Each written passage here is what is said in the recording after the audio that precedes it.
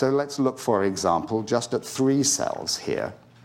They're equivalent in potential. They could give rise to any region of the nervous system, but by chance they occupy different positions, and that position exposes them to different concentrations of this graded signaling molecule. So you can see 3 cells exposed to 3 different concentrations of this signaling factor.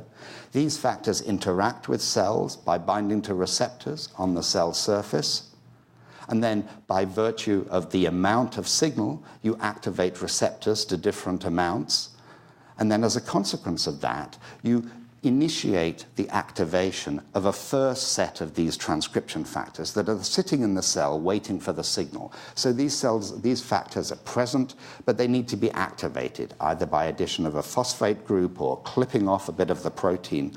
And so as a function of the concentration of signal, you activate different levels of these transcription factors, the purple triangles shown here. And these are proteins then that once activated will seek out target DNA sequences with which to bind.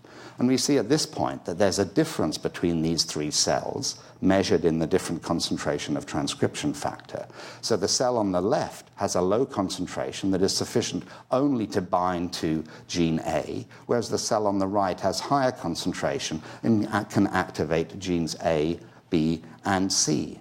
And as a consequence, these cells begin to acquire different profiles of gene expression in the way that we saw.